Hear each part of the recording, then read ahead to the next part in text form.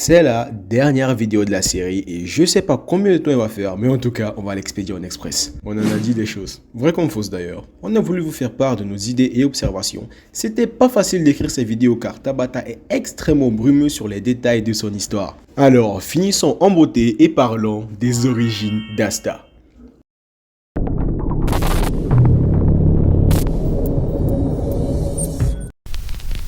Asta est le véritable fils de Lichita, ça c'est certain. Ils se ressemblent beaucoup, mais sa naissance reste tout de même un mystère. Et ceci parce que Lichita nous informe qu'elle a la particularité d'absorber l'énergie magique de toutes les personnes qui l'entourent, ou si tu préfères, qui sont à une certaine distance d'elle. On sait que c'est possible car Henry, oui, le mec à la touffe, a la même particularité. Par conclusion, c'est quelque chose qui arrive et peut toucher n'importe qui. Mais Lichita a un truc en plus, car elle peut non seulement absorber l'énergie magique, mais aussi l'énergie vitale. Cette information est très importante. Lorsque Lichita recueille Lib, elle lui a fait comprendre qu'il n'avait rien à craindre parce que ces derniers, dépourvus de magie, n'avaient strictement rien à se faire absorber. Mais également, du fait qu'il soit un démon, il n'avait strictement aucune énergie vitale à se faire voler ou absorber. Ce qui confirme ce qu'on avait dit ici. Les démons naissent des ténèbres et non de l'énergie vitale. Mais surtout, le fait qu'elle puisse absorber l'énergie vitale pose problème. Bah ouais, comment elle a pu avoir Asta? Elle allait le tuer dans le ventre. Disons même que l'absorption ne prenait pas effet. Au moment de l'accouchement, elle aurait tué Stan, elle aurait spawn kill vu que c'est un nourrisson, son énergie vitale est très petite.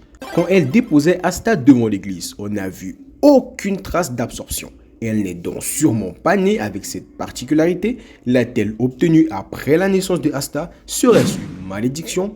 Pourquoi la lui avoir jetée et alors qui l'a fait? Pourquoi avoir abandonné Asta si dans ce cas de figure elle était encore normale? Ou Asta serait un être créé artificiellement par Lichita grâce à une magie interdite. Mine! Oui, C'est bon, arrête. mais... Non, dégage. Ok. Lichita possède de la magie. Je le sais, vous le savez, nous le savons. Alors, pourquoi n'en a-t-il pas?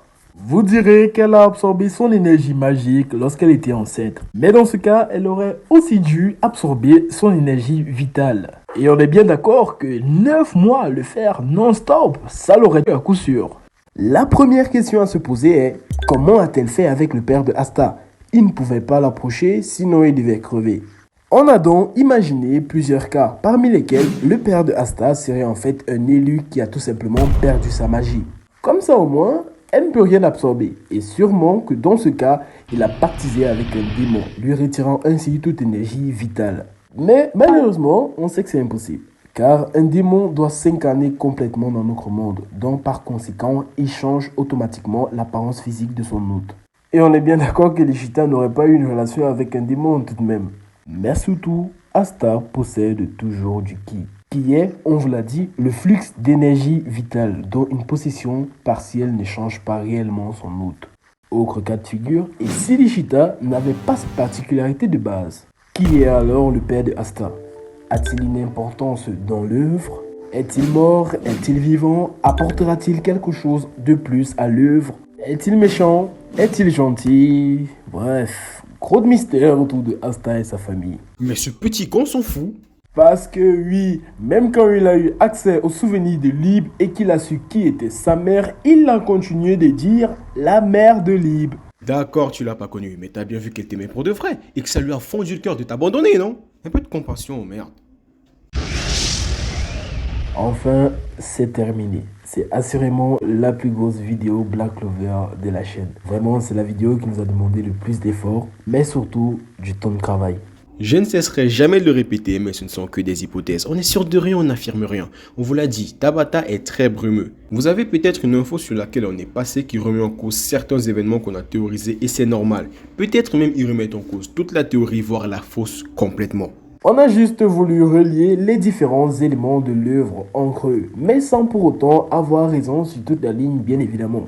En tant que fan de Black Clover, on a voulu rêver et on espère vous avoir fait rêver aussi. C'était Chino et Mine, et on vous dit à la prochaine. Attendez, il y a encore un problème.